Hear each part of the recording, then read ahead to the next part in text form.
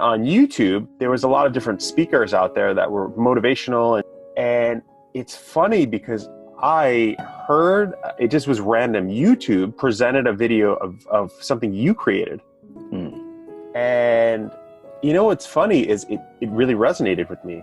And I was like, this is a really good inspirational speaker.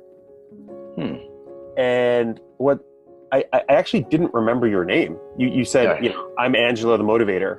I remembered it, but you know, as I went about like my life, probably like 7 months later, I download this app called Pep Talk.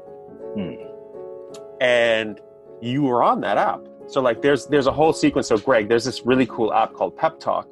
And it basically is a really awesome app where people can just find inspiration, whether it be in business or art or just motivation. Right. But Angela, you came up, you know, in Pep Talk, and that's where I started to listen to everything that you had on Pep Talk. And I was like, this is really good stuff. And what I was thinking is like, you're almost like there's people out there like Les Brown. I almost feel like you fall into that category of like, you're trying to go that route with your inspiration. First of all, thanks for saying that, you know, kind words, you know, really kind words. So thank you for that. So here's an interesting, so as of 3 months ago, I became the head of content at Pep Talk as well too. So when you probably heard myself, I wasn't actually the head of anything there. I was just working on motivation and other sort of businesses. So funny enough, a client of mine called and said, hey, listen, you're on Pep Talk. I said, what is Pep Talk? Found out what Pep Talk was. I realized, you know, this is the future of this, what you described, this idea of this motivation space. How do I start my day? This extra leg, extra boost sort of thing. It's the future of that. We reached out, this work together, and long story short, we came together. So that's what I'm doing there with Pep Talk currently. So it's interesting. This Pep Talk seems to be everywhere. But beyond that, man, no, the content is, you know, it's one thing to be running late, and it's a whole other thing to be out of time. You know, and I think that's where a lot of people are. We're out of time. You know, so the tolerance, I think, for shallow help is not really there. And when I started about two and a half years ago, that's what I was running into, a lot of shallow help. Now, you always had your traditional deep thinkers. You know, you could find Alan Watts on the web, you can do whatever. But those guys aren't really that accessible unless you're really into that sort of thing. But what was accessible was really shallow. You know, you got people going through depression and real mental health issues or just major life challenges. And the first thing we do, because we're taught to do this, is to go on Google and figure something out, depression or how do I get over divorce or heartbreak or something. And what you find there is shallow stuff. Well, at least when we started, it just made you feel good for a bit. And I said, all right, if I'm going to do something like this, how would I do it? You know, it would be something I would love to give myself, something deeper that says, look, I may not be a therapist, but let me get there with you. Let me take you a step farther. You know, so we started working on stuff. So I got together with all the YouTube producers and figured out how do we take this to another level. The idea was, let's keep on this path called Motivation HQ. And the idea is to sort of go deeper, go the Tony Robbins way and not something that just sounds like it's just some feel good stuff. It's layered. It's not just one level. There's sub levels and it's sort of done by design. What motivated you to even create these videos? What was it when you first started? My inspiration was, I think it was failure, man. It was, so I was a banker in Boston. We're right there in the thick of things, man. We're doing these commercial real estate deals. I mean, big time deals, right? Like $600, $700 million deals, lending the top mezzanine equity debt portion of things, you know, working with Donald Trump's guys over there in New York, just a big exposure. And I remember starting, and we were taking jets everywhere to go see properties and yada yada. And in 2009, I remember not being able to get my freaking taxi receipt approved for reimbursement. You know, the world crashed. I mean, you know, it was a stock price of $62 a pop. It ended up at $2 a pop. And I got a first-hand view of bad behavior. You know, you're a kid in university, you want to go be a banker, you want to do all this stuff in finance, and you get there and realize it's not what it sold itself as, you know? Bad behavior over the place. I just felt like I need to do something that's a bit more human, that allows you to touch more of yourself. This whole banking thing is cool. It taught me something, but there is more to it. I grew up in the Midwest. I was born in Nigeria, moved to Ohio when I was 10. So I grew up in the Midwest. And the whole American dream is real out there. You work hard, you do what you're supposed to do, you get your reward. And I think in 2008 and 9, we saw that wasn't true at all. The dream was questionable at best. So I started a greeting card company. Now, this is a card company that could sit on the shelf next to Hallmark and Papyrus. I mean, you let's say you're married 20 years, your partner, whatever, you come home, you give a card on a birthday or on an anniversary. It doesn't really say much on these cards. So I wanted to create something that talked about the experience of 20 years, for example. So what would you give somebody like that? Imagine opening up a card and the card read, "Words are simple things that masquerade what your smile means to me. After all, how precisely can I describe what air means to fire or what forever means to love?" You give that to somebody after 20 years of relationship. You don't have to be holding hands every day or kissing every day, but they know that you see them, So we did that whole thing, and that evolved into a tech company that was really trying to figure out the question, how do you create emotionally aware environments? We put the thesis out there, we worked it out, raised a bunch of capital, and we were too early. We were posting emotion or sentiment on Facebook before Facebook was doing that, right? We were too early, burned through the cash. Long story short, I ended up in my mother-in-law's basement, new kids on the way, no idea what to do. I couldn't even get a job, a full-time job. I was working part-time as a mailman, and nothing against mailmen, but I have 2 degrees, and it's just like that. This is what I could do, different country. So when all this was crashing, I'm coming right to your question, but when all this was crashing down, right? No gig, no real money, new kids in the way. I remember being at the corner of my bed, at the edge of my bed, asking myself, what are you going to do now? What's next? What are you going to do now? Because you feel like giving up. Literally everything had fallen apart, And I was in that corner of my bed looking at myself, and I got up. Somebody just said, "Get up." I walked right to the mirror and asked myself, do you still have a dream? Do you still have a dream? And I heard it. And I said, yeah. And it took me back to when I was a kid, when I just moved to the States from America. It was around November and rolling through December and coming up in February. Everybody was getting excited because we were kids. We were going to watch some speaker called Martin Luther King talk about something. I didn't know what they were talking about, but the kids knew. It was the "I Have a Dream" speech, and they played the thing, and he crescendoed at "I have a dream," and everybody was, ah. I said, great. That didn't mean anything to me. But I always remembered something he said. He said, "I still have a dream." I don't know why, but as I got older, went to university, it was interesting because I always remember that phrase, "I still have a dream." So it wasn't until I was sitting on the edge of my bed and I moved to the bathroom mirror and asked myself, do you still have a dream? That it all made sense to me. Because no matter, it's easy to have a dream. Everybody can say, "I have a dream." But when the obstacles come, when the hard times come, when the divorces come, when the repossessions come, the disease and cancers and all that, when that stuff comes, can you gather yourself and say, do you still have a dream? And if you can say yes, then you have work to do. And that's where I was in front of that mirror. And that day, that's the exact day I picked up a pen. I started writing. I said, I'm just going to do something. Turned the camera on and recorded something. It's still on YouTube. I remember, I think I got like 1 view or 12. I don't know what it was. Like my mom and my aunt or something, leaving comments. It's okay. Don't worry. Nobody's going to, doesn't matter if 1,000 people see this. We see it's like 2 views for the longest time. But it was just sort of my manifesto. And ever since then, I just started going and really trying to get deeper into topics. Not deep as to lose you, but deep as to say, hey, listen, what you're going through is real and somebody understands it from multiple dimensions. Let's keep going, sort of thing. So that's a long story to get to a very quick question, a short question. But that's sort of the history of why I even do this whole thing anyway. And I've been doing it for about 2.5 years. So it sounds like you have a past. It sounds like you came from multiple places. You went to business school, is that right? Yeah, I went to business school. I have a master's in finance. Okay, so you went into so originally you were doing finance, so like yeah, absolutely, the high octane stuff, like spreadsheets and numbers and absolutely deals, spread the whole routine, private jets to go see clients, things like that. But I was in the commercial real estate side of things. So yeah, spreadsheets all day, looking at deal books, acquisition, all that, working with investment bankers to figure out how do certain assets or securities go into this portfolio. What should we look? The whole routine, the whole rigmarole. So that was my world for. I think I graduated university when I was about 21, and that was my world for about 5 years. So in that space, you really, you're a kid. You get out of school, you're a kid. It's banking. Who doesn't want to do banking? It's this prestigious thing. You get in there, you have all these expectations, and then you get to see people at their true selves when a crisis hits. You get to really see people, and through that I saw myself, and I realized I can't do another 5 years here. There must be something more. So that's that side of that was sort of the immediate impact of, look, there's more humanity to explore. Let's go do that. But my background before that was really, I was born in Nigeria, whole different culture, very, very personal little family around the place, economic disaster, political disaster.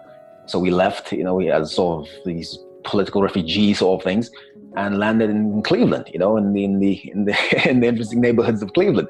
Had to start again, reacclimate again, and did the whole thing there. So it's funny. People say, "Yo, where you from?" People want to know where am I from. You hear me speaking and say, "Yo, where you from?" And for me, that's not the important question. The important question becomes, where have you been? Imagine from Nigeria to Cleveland, to Washington D.C., to Boston, now to Stockholm. So I'm a product of all those experiences. I think it shows up in what I have to say. It shows up in my voice, in my attitude. But there's a story there. But it's what I'm interested in is really other people's story, because there is no doubt that people are out of time, and that's the sense of urgency people are feeling these days. I'm out of time. So every year I try to come up with some topic to talk about. A couple of years ago it was time to change. Last year was better choices. So we're out of time, and we have to behave as if we're out of time. Know that, go forward with some level of degree of eagerness to attack some of these issues we're going with. Childhood traumas and depressions and all these things are showing up in different ways. We keep fighting the symbols and not the issue. So my whole gig is to really, and here's the sort of sub message, I'm really trying to help people become practical players of the inner game. And if you've read that book by Tim Caldwell, about he was a tennis coach. I'm not sure if you guys know that book. I don't. Yeah, Tim Caldwell. No, not Caldwell. Tim Galloway, rather. Galloway, pro tennis coach in I think 60s, 70s. He wrote a book called The Inner Game. And how tennis is not just this outward physical thing. It's actually he really started sounding very spiritual. It's a whole spiritual experience. So he really taught a lot of his players to approach tennis from an inner perspective and not just the outer perspective. Got tremendous results. So I brought that phrase, the inner game. So how do you become a practical player of the inner game? We all know the outer game, right? It's like, hey, my foot hurts. Guess what? Put your foot up, rest. My tooth hurts. Guess what? Go to the dentist. Get that taken care of. Well, there's some stuff going on the inside as well too. How do you play that game? Yeah. That's the thing people don't have, because we're terrified of our emotions. We think they're somehow going to gain wings and fly off the bats or something, if we actually look at the stuff. But that's the real thing. Yeah. I always seen myself as making a beyond average impact on the people around me. That was the thing. It was never, I'm not that guy that you bring around because, we're going to have a bunch of great laughs. I'm going to have some beers or something. No, I'm that guy that shows up when there's an answer that you need, and you need it quickly and you need it meaningfully. So I've always seen myself doing that on a bigger scale. It's always been some sort of a natural ability I've had to just do it ever since I was a little kid. And I thought I'll do it through finance. I always thought, hey, I'll make a bunch of money and I'll go help a bunch of people, right? I'll start a bunch of funds and a bunch of foundations, and I'll go back to Nigeria and do this and do that. The whole thing. That was my path, because I realized that it's more taxing. I mean, I made a lot of money, but it was so taxing. I think it cost me more, right, to gain what was in my bank account. It cost too much inside. So the dream was still that: how do you make an impact? How do you make a real impact? I'm sitting here. I got a third kid on the way, unexpected one, in my mother-in-law's basement. I can't get a job, in a new country. Like, what, how are you going to make this happen? Do you still have this dream? And the answer came back, yes. So the job became, well, go figure it out. I know you have everything you need to go figure it out. So get it.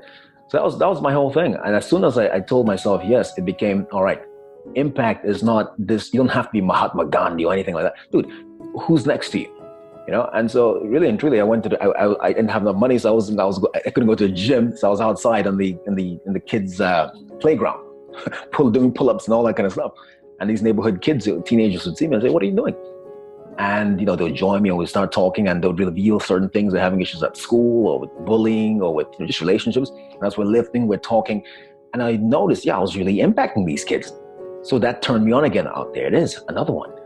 So make impact right here. So from that, it just went on. So I don't have to be rich. I don't have to have all these different things. I can be right here with a person, a human being next to me.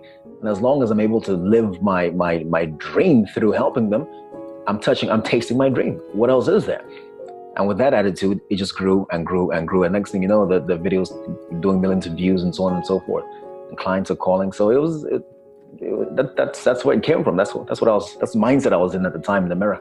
Where did the next step go? You just sort of went out into the neighborhood, like out on the street almost, and started talking to just random people and kind of giving them advice and helping them with life problems, or? Yeah, sure. The next step was a hard step for me, because one of my things, I mean, Daniel, I'm sure you guys going down a path that it seems that you're on, you know how it happens. You start having to confront certain issues, certain limitations you've had. You know, it's like each month there's a new sort of breakthrough. So for me, my whole thing was vulnerability. You know, I had had these vulnerability issues, right? I mean, I grew up in Nigeria. It's a very male-dominated country, you know, with a lot of power and strength. You know, my father is a strong guy. This guy got shot in the head, right? He got shot right in his eye. The bullet is still there. You can see it, you can feel it. He didn't die, came back. So that's who my father was, right? Imagine being a kid, and this is Terminator. They call the guy Terminator, you know? So this power. And when you have that sort of power, it's for protection. You never really learn to evolve outside of that. So that's how I grew up. And it's great, because it gets you confident. It gets you looking at life as I'm going to go take it down. But along the way, you start breaking things. You lose things, you know, because you don't trust anybody. And when things are breaking around you, you look around you and say, well, how did I get here? Well, I got here because of my opinions. Nobody else's opinions are here. You lose relationships. So I had to, and part of how I mastered my skill set was that I started with these long, because I'm also a philosopher, right?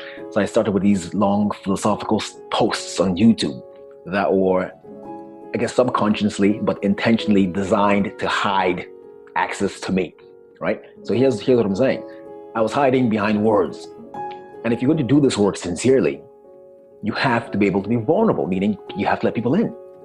And to do that, you have to let people out, meaning there's a pure exchange here, in and out. You can't sit here as the guru dispensing advice without actually having to deal with your own issues. So the next step was a hard one, because I had to become a bit more vulnerable. It wasn't an overnight thing, but here's what I meant. I'd never put my face on YouTube or anything like that before, but I picked up a phone and recorded myself, basically my introduction to this game.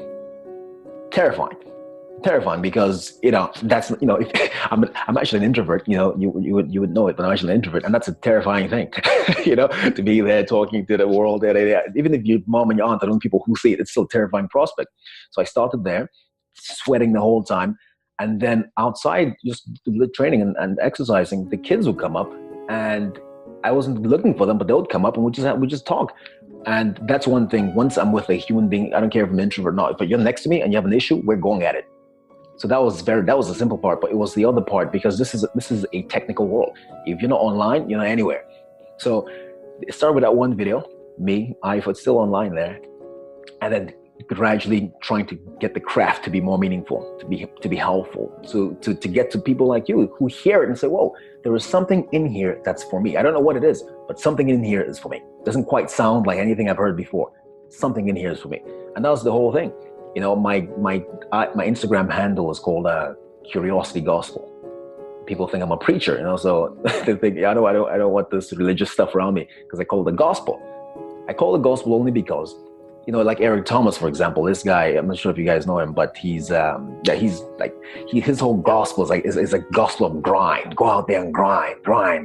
Thank God it's Monday, grind. You know, Les Brown, who you mentioned, he's all about a dream. He has a gospel of dreams, you know, the follow your dreams, chase your dreams. Mine is a gospel of curiosity. A gospel means good news. So it's the good news about curiosity. And that basically means this, you know, there's something else in you.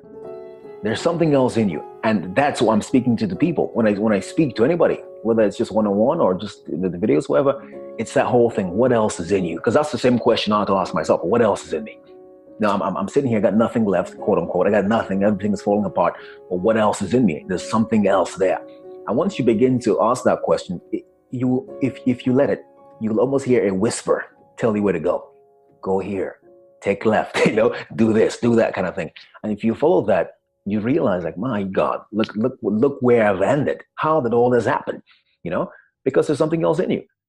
There's something else in you. That thing will respond to your depression. It will respond to your heartbreak. It will respond to all these things, all these limitations, all your negative self-talk. It will respond to that directly.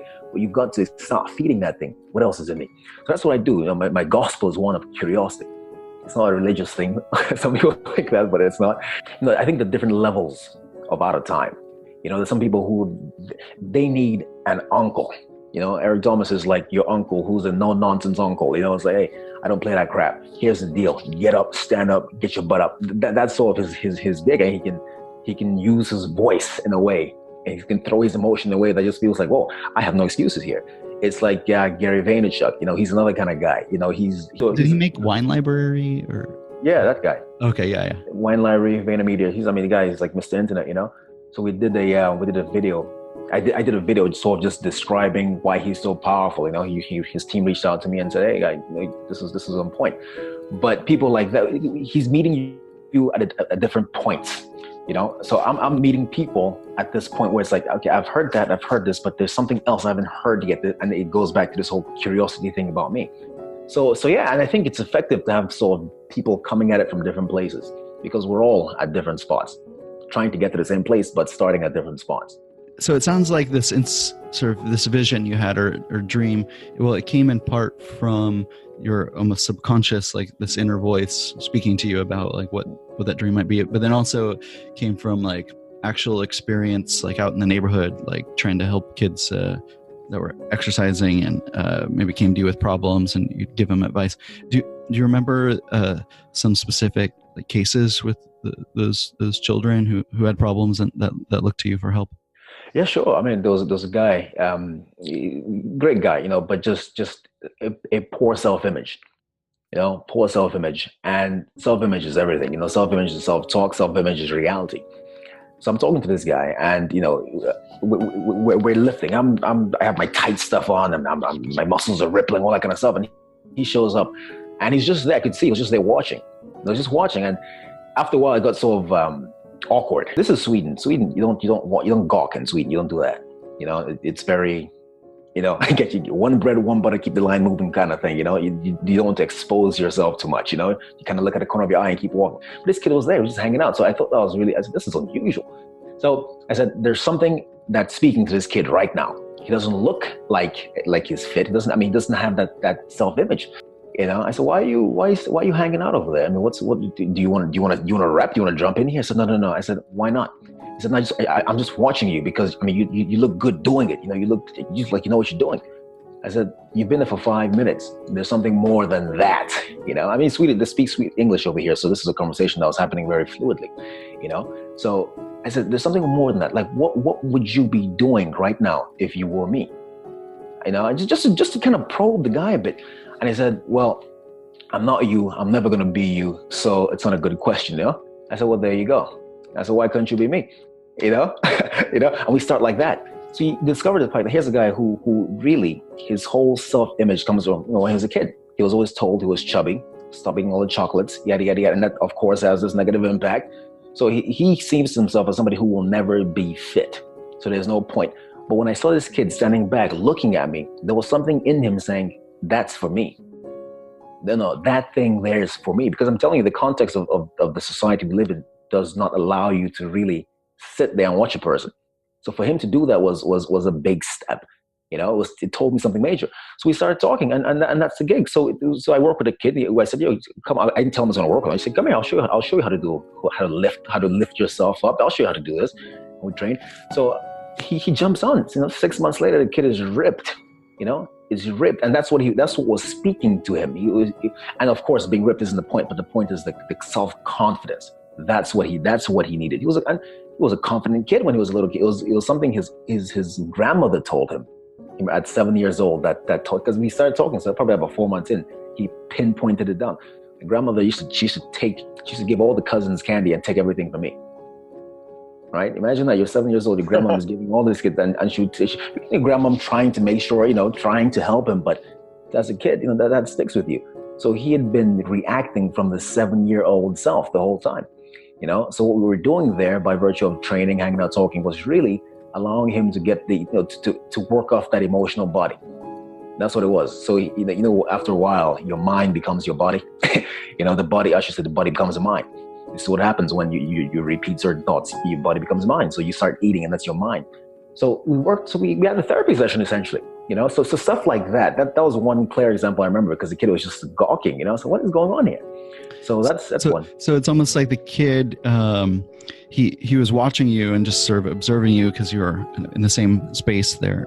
Was that in Stockholm? Yeah. Oh, nice. Yeah. And then he kind of admired like what you could do as far as like lifting the weights and kind of how strong and confident you seemed. And then you became almost like a father figure in a way, like. No, actually, here's what happens. This is the way he saw himself, right? So he when he goes home, the self-talk, his self-image is of something that somebody told him he was. So he'd been living that for, what was it? I don't know, 8 years, 9 years. When he saw me, he finally got a taste of himself. He said, "That's me. There's something about that dude doing this. That's me. I don't know what it is, but there's something in it that's for me." That's what he saw. So it wasn't like it became a paternal sort of figure or some role model. He saw himself. And that's what it takes. I mean, that's what we do. That's why we read books. That's why we fall in love, all that stuff, because there's something in that for me. There's something in that I recognize myself, and I'm going after that. That's why. So yeah, sometimes it's through his father figure, but this kid saw himself, so that's who I'm supposed to be. And it wasn't a ripped person per se, it was a confident person, because that's what it is. I mean, Tony Robbins talks about it all the time, about how movement says a lot about who you are, how movement can change your entire attitude, your behavior, things like that. So he's seeing that all I represented to him was confidence, and that's who he knew he always was. And 6 months later, yeah, he had the body to prove, but he walked differently, he moved differently, he spoke up. You could see his whole chest, not because he had muscles on his chest, no, it's just he had a whole different aura about himself, and that's all it took. So by like changing, by impacting him and helping him, it was done by you helping him discover something in himself that he didn't realize he had, in a way. And it wasn't like you were telling him like, here's how you do this, here's how you can be like me and be great, but instead it was like that was already inside him, and you helped to like make him have awareness and kind of act on that and strengthen that. Yeah, pretty much. It's like finding your car keys. It's like when you lose your keys and you finally find them, or you finally remember where you kept them, like, oh, that's right. In the kitchen. It was like that. So he always had that. He had it up until he was 7. He didn't know he was a chubby kid. He didn't know there was an issue with weight. He didn't know any of that stuff until he was 7. So he had it. So from 7 to 17 or whatever it was, or 16 or whatever it was, he was living with somebody else's image of himself. So when he saw me, he found his car keys. Now if you find your car keys, it's no big deal. But at the end of the day, it's also a big deal too, right? Because now you can get from point A to point B fast. You can explore more territory. There's more. You have more options. So that's what it is. I think when I speak to people, I'm trying to speak to that side of themselves that they've either ignored or they have somehow convinced themselves isn't real. So when I speak to people, it's speaking to that aspect again. What else is in you? Go back and listen to that thing that's in you, because this thing I'm doing, you can do it too. You can do it, and maybe even better. How do you draw that out? Do you draw that out with questions, or do you draw it out by like making statements and then kind of see how they respond? It depends on the situation. So if I have clients calling, so I have a clientele. So we have a conversation. First, there's always the introductory email. I watch how people write about themselves. I always say, "Tell me about you." You can always tell a lot by how people write about themselves. Even handles they choose, nicknames they use, things like that. And then we start talking, and so the first issues they talk about are very key for me. What's the first thing on your mind? Hey, I have an issue. Here's what I want to solve. Or some people never talk. Some people just want you to talk. Some people just want to be heard. And all these things are building this image in my mind of this person. Here's who you are, And then we go in, and it becomes this dialogue that's creating it. We co-create the issue to explore, kind of thing. But they tell me everything that I need to know. So in the clientele, but I talk to people in the bus stop, for example, or at my kid's school. You'd be surprised how many people come up to me and we just engage. Just my first week, I dropped my kids in a new school. I was talking to a lady about her relationship with her marriage, and it was just, to the outsider, it's strange. To me, it's normal, kind of thing. So I think part of something I have is this idea of people. I look like a mystery at times, but the interaction I have with people is very direct and deep, and they start telling me things. It happened. It's always been like that ever since I was a kid. People start telling me things, and nothing wrong with that. It's what I respond to, you know. So it depends. It depends how it happens. It happens in different ways multiple times. In the videos, I don't talk about anything I haven't been through. So that aspect of authenticity is always going to play well, because if you've been through it and you're telling someone about it and they're going through it, they'll connect like that. You don't have to sell them on anything. How did the process work to, in a way, scale up that impact? Because you went from that sort of micro experience with the kid watching you lift weights and things to now making videos and like impacting a lot of people on the internet. Like, it must be difficult, because when you're speaking to that one kid, you're able to like listen to him, ask questions, and like see how he responds. But through the videos, you're trying to impact a lot of people, and you have no idea really how they're responding or what they're thinking or what their background is. What's your process you go through on doing that? The process, man, and that's a great question. The process is, again, to play this in a game, because the idea is that, I said it before, you can't do this job well unless the job is working on you too. So as I'm doing all this stuff, my world is also shifting, for the good, for the bad, for just, it's shifting, it's moving around, it's stirring up dust, things I have to start looking at. Certainly the vulnerability issue was one, and that played out in many symbols in my world, So what I had to do to be able to produce content like that, I had to actually engage in my world, in the things I hadn't looked at as well too. So certain situations with certain people, I would listen. Let's say I would get angry before, I say, okay, fine, you can get angry. That's easy. That's standard. That's your body being your mind. That's the body turning into the mind. Great. What else is there? What else can this experience do for you? And you start hearing more. What's the anger all about? And you start tracing these things back, like, wow, okay, here's how I react in certain situations because of X, Y, Z. Like for me, I love to be on time, right? I make it's a ritual for me to be on time. And I got 3 kids. So guess what the morning looks like? All right, taking people to school. No one's on time. It's always just a mess, it's just there. And then even if you get out the door and you're like, ooh, I have a good time. Somebody forgot something, they have to run back in. And it's a major event. And I forgot my doll, I gotta go back. The whole routine. So one way I would do that initially was just to blow up, but I realized, like, dude, it's daycare. They're not missing anything. They're not missing, a final exam. What is this whole thing about? What is this real thing about? So those sort of situations would come up, and every time they would come up, I would take that as an opportunity to take, at least go one step further with myself, right? And say, okay, let's go to the root of this whole thing. Certain things like, excuse me. I didn't have a gig, so my wife, she used to get a show. It was a bit easier for her to get a gig, so she got a full-time gig. And for the first time, the roles were reversed. So the pressures of role reversal. All of a sudden, now I'm in the house. Nothing wrong with that. I mean, it's just I don't know what to do in the house.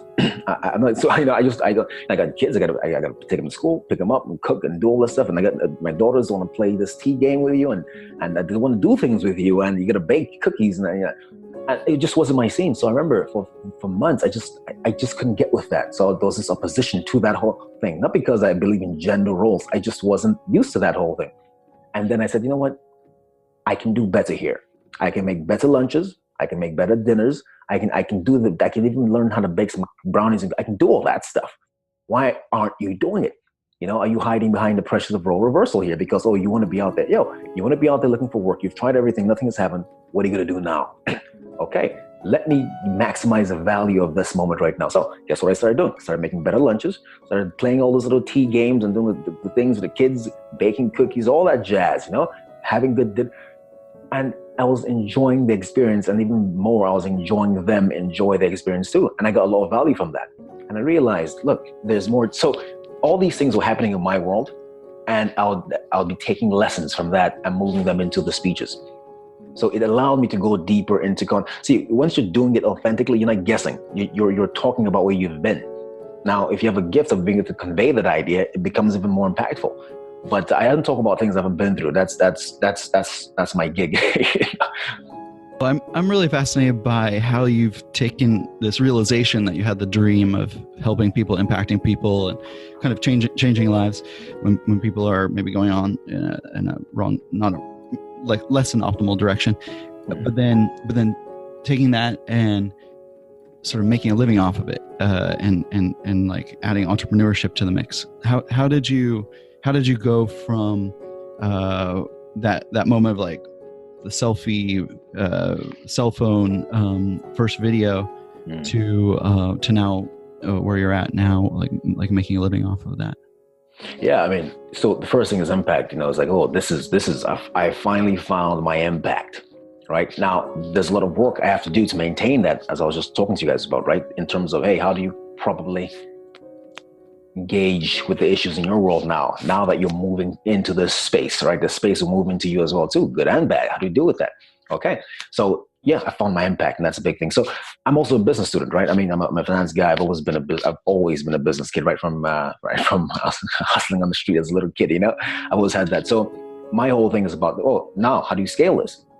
How do you scale this? And I always have a bunch of guys around me who are just, again, business people who are, you mentioned one idea, I talked to this guy about the seed. He tells me about the entire forest sort of thing, So they've always been around me. And I want to scale this for selfish reasons, right? Again, I think we're at a time we have to offer more, right, of ourselves. At the same time, if I'm going to do this well, I need to do it excellently. Great. That means I have to dedicate my entire self to this whole thing. Guess what? This has to become the 9 to 5. It has to become the 7 to 2. It has to become all that stuff. It has to become the 3 a.m. phone calls with some kid in Dubai who feels like killing himself right now. And that just happened a couple of days ago.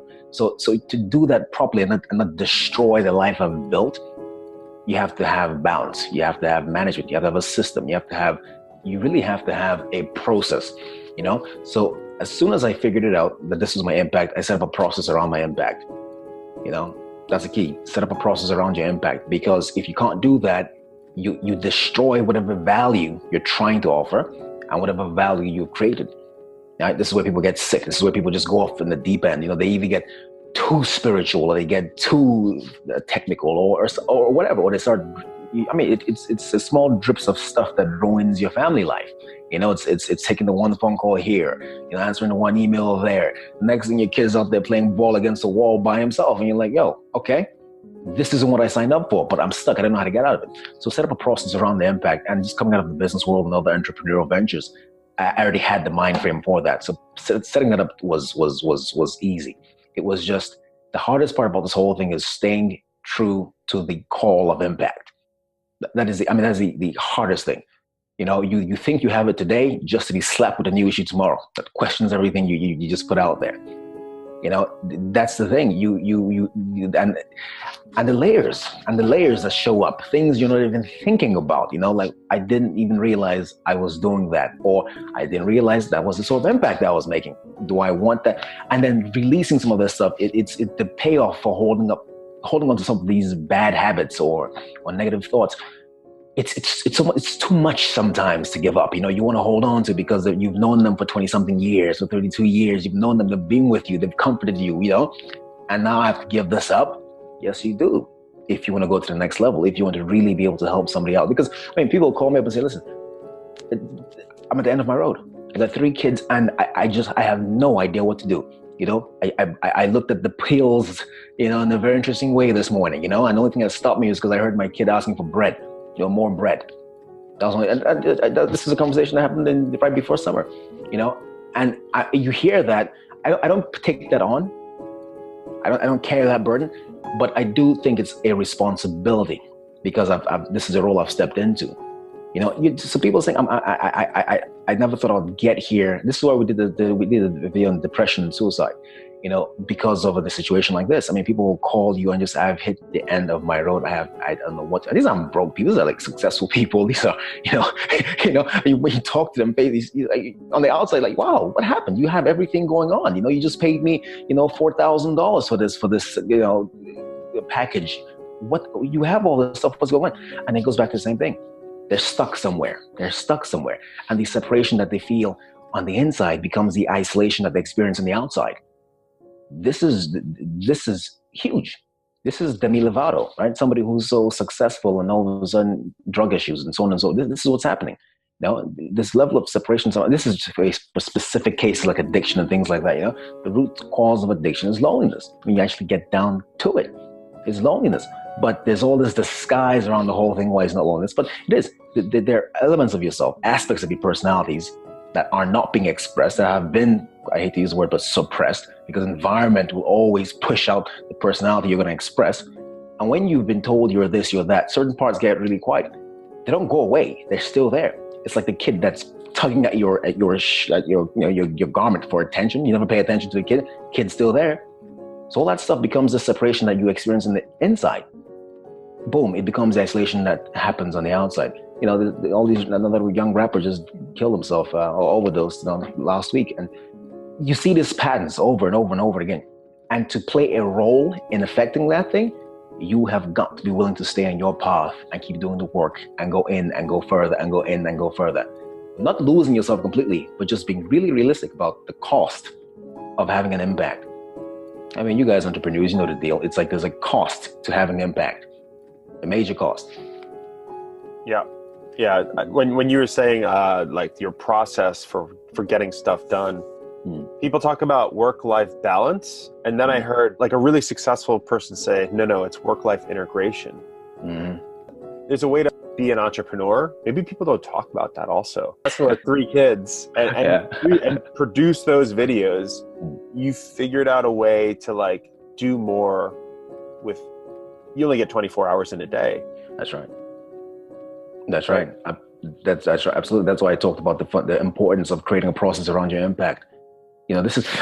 Tony Robbins is exactly perfect when it comes to this whole thing, right? If you look at, that's what his impact, from the early days of doing the infomercials and all that stuff, you saw this guy working and working and working, and he created a process around his impact. It's absolute. It's so clean and packaged, and that allows him to actually be spontaneous, because the process around him is corporate. He can actually pull himself. It's like, to start a business, what do? You don't create a business so you can stay there and run every element of it. You create a business so that you can step away and the business goes on without you. That's what you do. So that's what he's done, and it allows him to, in his shows, he's so spontaneous. He can go up to a crowd and just talk the way other speakers can't talk to people, just one-on-one, and have these real moments, because he's not pulled apart by all the activity around this process. It's like, no, the impact as a process, all I have to do is just keep refining the impact, refining it and elevating it. That's what I have to do. So you're right. It's about integration. There's no real, if you look for balance, you're going to get yourself in trouble. It's about how do I integrate this thing properly, efficiently, in a way that makes sense, in a way that keeps what I've built valuable, meaning health, meaning family, meaning friendships, meaning all that jazz. That's the thing. And it takes some moving around and dancing around. There's some peaks and lows and troughs and all that stuff. But that's it. I like the word. It's integration. It really is that. But if it's worth it, you'll find a way to do it. Who would you say is a person that you look to and you really respect? You look at them and you go, how do they do that? It's funny. For me, it's always some kind of a single mother.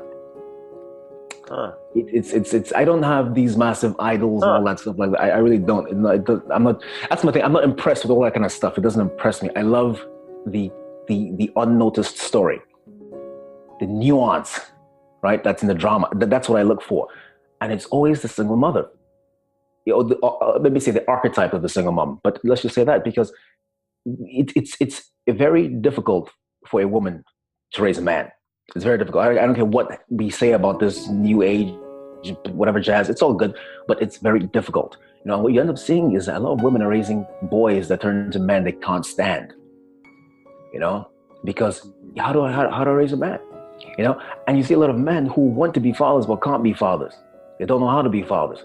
So they end up leaving a trap that these women have to claw their way out of. And all the pressures of just being human, number one, that's enough. But then a person who's been quote unquote abandoned with a situation, and then you're dedicated to the situation, not knowing a lot of times how to do it. So I mean, the degrees of it, obviously, you look at the single mother with 5 kids in the projects, or you can look at the single mother in Bel Air with freaking, 1 kid, but there's still something there. So that archetype has always been something that I admire, because you really have to go create magic, and you can see the source of energy is that I'm doing this for somebody else. I'm doing this for somebody else. That's selflessness. I think I'm attracted to that, in a major sort of way. So I learned a lot of lessons from that, just looking at that, studying that. So people would say, well, I thought you were going to say Tony Robbins or Les Brown or something.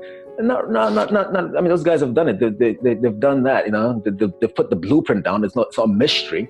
What remains a mystery to me is those people who are doing it on just that thing of, hey, I'm doing this for you. So I'm going to wait. That's why I'm up in the morning. You see these women's like they've given up. I mean, you're a woman. You have all these dreams, what it could have been, the family life, all this. But no, your nails aren't done, your hair isn't done. You're just trying to get out the house, do this, do that. Come home. It's 9 o'clock. You're helping someone with homework. You're exhausted yourself. 10 o'clock. You still haven't had dinner. 11 o'clock. Maybe the kids are finally in bed. Now it's 1 o'clock, and you're gonna figure. The whole. How do you personally stay true to your call of impact? Like, do you have visualizations you do, or do you have some kind of compass to give you feedback if you're off track? But my whole thing is once I realized, hey, here's my impact, here's my thing, here's the dream I'm chasing. It boiled down to a very simple equation for me, and it's something you read, in the back of the dollar bill, right? It's out of many we are one. Out of many we are one. And I remember the mission. So I very, very, very much hold this idea that I'm on a mission here. I have a mission because how you get to a certain level and you start operating with a different sort of mind, a mind that doesn't feel like it's yours sometimes, meaning you feel like you're really getting inspired by everything and everyone around you, people who've come before you. And for me, it's this reminder of you're on a mission. And what's that mission? Out of many, we are one. Out of many. So I tell myself every day, I say, out of many, we are one. So that is sort of like an armor. I hate to use the word armor because it always provokes attack, but that's sort of the armor that I use to prime myself, right? Out of many. Because if we are one, it sounds corny, but it's deep. If we are one, then that means when you cut me off in traffic and flip me the bird, do all sorts of things, that's just me. And this is where it gets into the end of the game, right? That's just me having a bad day. And to really feel that, it's not just, see, people say that and they just say that because it's cute. It's nice to say, oh, we're one, this whole kumbaya thing. No, that realization is called love. And that love is not a soft, fluffy, pink thing. It's a tough, difficult thing, right? Here's love, right? People think love is about, I have my child, I have my wife, I love my baby, I love my child. That's all good. That's level one. That's basic, right? That stuff is in your DNA. That's easy. It's low-hanging fruit. But here's what happens as the kid gets up. The kid starts growing up. How do you show that kid that you love them? How do you actually demonstrate that love to the kid? I don't mean you're coming home and paying bills. I don't mean that. What is it? To do that, you let the kid go, right? Just let the kid start walking, right? To show that kid, I love you so much. And that vision of me loving you means you're walking. I want you to walk so badly. I'm going to let you walk, right? I'm going to risk you falling in your face as a toddler just so you can walk because I love you that much. So you let them go. Great, that's toddler level. They hit teenage years and all that stuff. They start telling you all these kind of things. And they get older. And all of a sudden, somebody wants to do this, and it's against your will. It's against your religion. It's against your this. It's against your that. But for them, it's for them. That they need to go out and have that experience because it's for them. Ultimate form of love. I've got to let you go. So I let you go even further. So all of a sudden, you start looking at this idea. This is where the philosopher in me comes out, right? Of distance. That love is a function of distance, right? That thing where to that higher level of love, that big love is a function of distance, right? The letting you go sort of thing. Without that annoying neighbor you have, you won't know something about yourself. So that neighbor is just as much you, right? So you depend on that dude as much as he depends on you, kind of thing. There's this distance function about love that people don't get. So because I don't get it, it's easy for me to go hate some guy in Palestine, or hate some guy in Israel, or hate some guy in some tribe somewhere, because my father's people come from here, and then my mother, that routine. So when I talk about this idea of out of many we are one, it's a very hard love to look at. It's not the easy thing of, oh, I love you like my daughter or my son or something, or my wife or something. That's not it. So back to the front. Out of many, we are one. I remember the mission. It keeps me focused. It keeps me grounded, right? So it doesn't matter how busy I am, how stressed I am. Anybody who's looking for some light, anybody who needs help, and if I can touch that and add value, I make myself available. I don't kill myself. I don't carry this deep sense of responsibility to go save every single thing. No, it's just if I can't, I do. Period. Because it's for me. It's a very selfish thing in a way. It's for me. Out of many, we are one. If I'm helping you, I'm helping me. And that has proven time after time. So I also support myself too with, like you said, this priming thing, right? Every morning I drop my kids off. I tell them the same thing in the car. I say, hey, say the thing I like, say that thing. And they say, Dad. I say, come on, say the thing. And they say, my life is magical. My life is beautiful, and great things are supposed to happen to me. Every morning, this is our routine. My life is magical. My life is beautiful, and great things are supposed to happen. Prime yourself. Prime yourself. I teach them these little things because, and I make, and especially, and sometimes you're arguing in the morning about something, and when they're all angry at me in the car, I say the thing, and nobody wants to say it. I said, hey guys, now is the most important time to say that thing. It's easy to say that when your life is going well, when things are great. It's very difficult when dad is angry at you, when dad yells at you about smacking your brother or something, and then they all say reluctantly, And we start with little things like that, and little lessons like the most interesting thing in the world is not what happened to you, it's what you do next. Little things like little tidbits, because I'm trying to insulate them. And as I remind them, they remind me, here's what happened. We're in a car, something happened. I think some fight broke out over something trivial. And I got upset, just not yelling, but just fundamentally upset. And I actually forgot our routine. And I was driving, my daughter says to me, Dad, you're so angry, you forgot the thing. I said, what are you talking about now? She said, you forgot the thing. And I said, wow.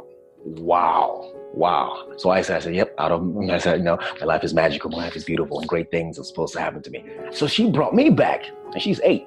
And that changed my whole day. So that's part of the thing too, choosing your emotional destiny. So I treat every day like a lifetime, whereby, hey, if 10 o'clock if my day is over at 10, 11, 12, how do I want to feel at 10? Great, I want to feel accomplished. I want to feel loved, whatever. I choose my emotional destiny for the morning. So out of many, we are one, right? My life is magical, my life is beautiful, great things are supposed to happen to me. And I choose my day. I choose, hey, today is it's about progress. So I don't mean massive steps. Oh, I got to raise a Series A or something like that. No, it's about, you know what? Hey, I was able to complete more here than this, or or gratitude. Wow, I got more coffee in the cup. I don't drink coffee, but people drink coffee. I got an extra meat of coffee, whatever it is. I got an extra something, or somebody cut me off in traffic today. I'm grateful, and I hold on to that feeling. These micro feelings. I look out for them every throughout the day. So by the end of my day, my lifetime, all right, since a day is a lifetime, I feel accomplished. And I sit there and say, yo, I'm grateful for that sense of progress today. And that begins to build this momentum. So you take gratefulness in small doses and it becomes this massive ball of something that has insulated you for next week, or so, because next week something will come that reminds you why you should be grateful, and then you've already had that momentum building. So that's it. Again, these answers are sort of long, but they're layered, right? They're layered because there's a lot going on in a simple question you're asking, But that's how I do it. You got to stay true to your stuff like that. That's how I do it. Joe Dispenza talks about this. He's like, these are all ways to turn your mind into a map of the future. Your mind should begin to look like a map of the future and not an anchor to the past. So I think that's what happens. A lot of people are just reliving the same day. They're doing the same day over and over. And yeah, they have different clothes on, a new earring, a new pair of boots, new this, new that, but they're living the same day over and over. You live the same day over and over. It's the same experience over and over. Same experience over and over is going to give you the same emotion over and over. That same emotion will create another experience, which will be the same, which will create the same emotion, which will be the same. And you're playing this thing out, for 12 months, for 36 months. The next thing you know, it's 4 years and 5 years, and you're still complaining about the guy who left you 5 years ago. You know what? He's married. He has 3 kids. You're all here drowning on a 10-year-old cup of water. This whole routine. So finding ways and tools and rituals turn your mind, again, Dispenza, into a map of the future. And it's possible because now you have to start living in the feeling of the thing is done already. I love this whole concept of not just believing in it, but you gotta believe it in. You believe it in. You believe in the sense of gratitude you want to achieve, or the sense of love that's coming your way, so much so that you're acting out of that feeling. Guess what? You start creating new pathways in your brain, and your brain starts looking for that. Psychocybernetics, right? Same thing as that kid, the whole self-image thing. Right? That's what it is all about. Your brain and really your mind becomes this like a servo mechanism is out there seeking out love because you've put it out there. You're living in that whole thing. So when I talk like this, I tell people, guys, this is the inner game. If you go back, any kind of teaching, spiritual talks about this, whether you're Christian, even the Christian, I talk to Christian guys and say, listen, the only thing Jesus talked about was that if you want to talk about it, the guy basically said this: I came here, I'm doing some really tight things. And these tight things I'm doing, you can do it too, and better. That's the only thing, the gospel, you should even walk away from that thing. If you're believing this whole thing, right? Guess what? What was the whole gospel about? Even the books of Thomas, the one that discovered, with the Nag Hammadi library. Guess what it talked about? This whole idea of believing it in. Your mind as a powerful tool. Your imagination as really the God thing. And so neuroscience today is proving that out. Once you can begin to change the way your brain fires on wires and you create new pathways, you've turned your mind into a map of the future, and you will seek out those opportunities. But if you're just reliving the same story, guess what you're going to get? The same emotion, the same experiences which keep showing up. The same guy will keep leaving you. The same job will keep escaping you, The same house will keep, that whole jazz. So again, all these little things we're talking about. So I teach my kids today, you got to work on your day early in the day, before your day starts working on you. That's the real thing right there. Helping you begin to play this in a game. So you become efficient and proficient. One thing I just wanted to say, and this is just a little feedback on the videos that you put out. A lot of people that put out, I'd say, inspirational videos don't say who they are. And you are the one person that says at the end of every video or every audio, my name is Angelo and I'm the motivator. Yeah. That's right. I actually love that. And it's almost like a theme song. So you know what that came from? It came from that mirror experience as well too. Because once I had it in my mind, like, yeah, I still have a dream. That's why I said to myself in the mirror, I said, my name is Angelo and I'm the motivator. And that was it. It came from that mirror experience, yeah. And ever since then, I always say it because it's me reminding myself of that impact. I'm the motivator. You have a choice. I can be this person. That's why I ever give people the option. Now you can see it. I've given you a perspective, or where you've been. Go ahead. So that's the real reason I call myself the motivator. Is there anything you want the listeners to? Do you want them to go somewhere? I mean, my YouTube channel, I can go out. It's just my name, Gabriel Angelo Ajayi, and certainly check out Pep Talk. I think Pep Talk is really where a lot of the value is coming together. There's a lot that's going to come out of Pep Talk. And the one thing I would say, I was doing an interview the other day, and somebody asked me about my favorite book. We're wrapping up and say, so tell people about your favorite book. What's your favorite book? I hate to recommend books because I don't think it's that useful. It's like high school when they made us read all these Shakespeare things and all these dead off. And it's like, I think that stuff is good literature. It's wasted on people who don't understand it, So yeah. I think it turns off a lot of people. So I hate to recommend any kind of a book, but I will recommend an experience, So if anybody is out there listening, I recommend going into one of the hardest things for you to face. Go with that experience. Spend some time with that experience. And let's see what book shows up. Let's see what author, what speaker, what experience shows up. I think that's the best way to do this, Again, when the student is ready, the teacher shows up, sort of thing. So I recommend experiences, and they're all in you. So pick one. That's difficult for you.